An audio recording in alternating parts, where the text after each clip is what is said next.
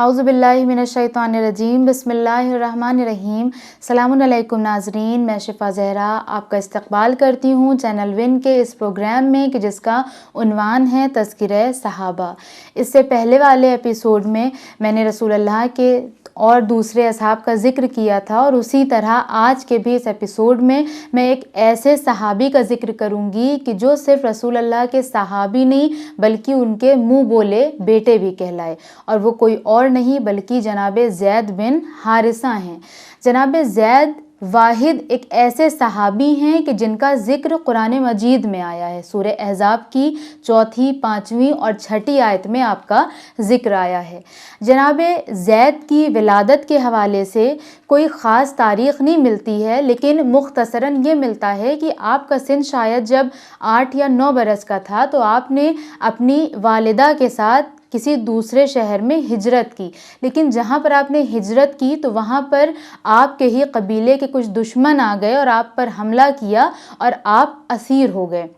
جب آپ کو اسیر کر لیا گیا تو مکے کے بازار میں لا کر کھڑا کر دیا گیا اور آپ کی قیمت لگائی جانے لگی۔ اسی دوران حکیم شخص تھا جو کہ جناب خدیجہ کے گھر کے تھے،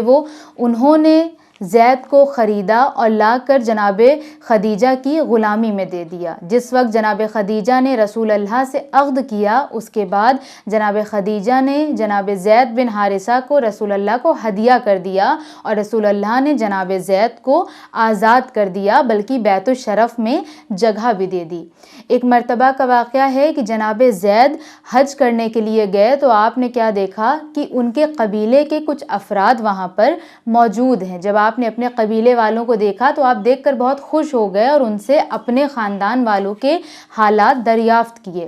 جب آپ کے والدین کو جناب زید کے بارے میں پتہ چلا کہ میرا بیٹا زندہ ہے، صحیح سلامت ہے، تو انہوں نے یہ پیغام پہنچایا رسول اللہ کے پاس کہ آپ ان کو آزاد کر دیں، کیونکہ یہ ہمارا بیٹا ہے اور ہم چاہتے ہیں کہ ہمارا بیٹا ہمارے ساتھ آ کر رہے۔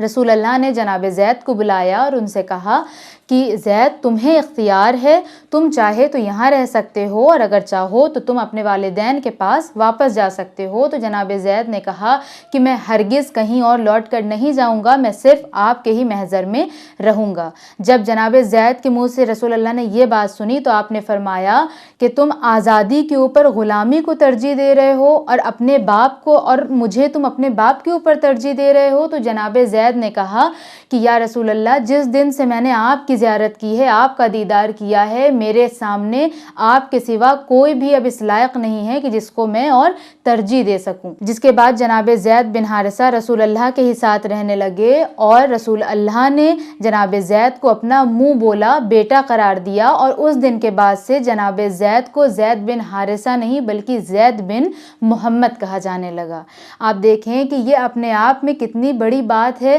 ہم سب کو تو یہ حکم ہے کہ ہم رسول اللہ کے حقیقی پیروکار بنیں۔ حقیقی پیروکار ہم نہیں بن سکتے ہیں، ہم حقیقی پیروکار رسول کے نہیں صحیح بن پا رہے ہیں، لیکن آپ سوچیں کہ کیا منزلت، کیا کردار، کیا تقویٰ رہا ہوگا ان کا کہ جو صرف صحابی نہ بنے رسول کے بلکہ رسول نے ان کو اپنا منہ بولا بیٹا کہہ دیا۔ کیا رسول اللہ نے صرف اس لیے کہہ دیا تھا کیونکہ اتنے ٹائم سے وہ ان کے ساتھ رہ رہے تھے تو رسول اللہ کو بہت محبت ہو گئی تھی؟ نہیں، میں نے اس سے پہلے کے بھی کچھ پروگرامز میں اس کا ذکر کیا ہے کہ اسلام میں بلڈ ریلیشن کی کوئی گنجائش نہیں ہے۔ تو جب بلڈ ریلیشن کی کوئی گنجائش نہیں ہے تو فقط ساتھ میں رہنے سے اور محبت کے اضافے سے کیا لینا دینا۔ اس طرح تو جناب نوح کا بھی بیٹا تھا، وہ تو بچپن سے جناب نوح کے ساتھ رہا، لیکن جہاں پر ایمان کی بات آئی، جہاں پر خدا اور اس کے درمیان کی بات آئی تو جناب نوح نے اپنے بیٹے کو کنارے کیا، لیکن خداوند عالم کو ترجیح دی۔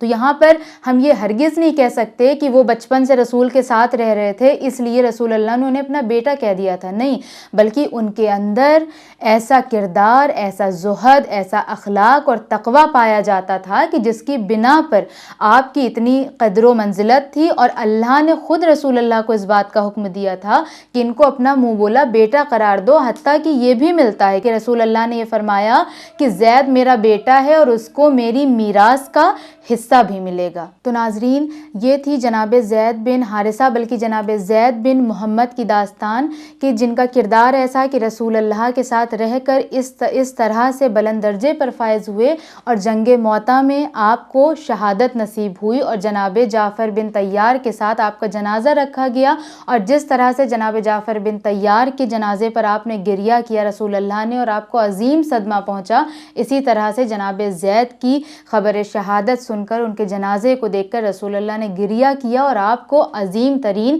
صدمہ پہنچا اور آپ نے ان دونوں کے لیے مغفرت کی دعا فرمائی۔ ناظرین محترم، یہ تھے ہمارے پاس کچھ رول ماڈل، یہ ہمارے کچھ رول ماڈلز ہیں کہ رسول اور اہل بیت کے بعد ان کو ہم فوکس کر سکتے ہیں اور ان کے مطابق بھی ہم اپنی زندگی میں کچھ چیزوں کو لا سکتے ہیں۔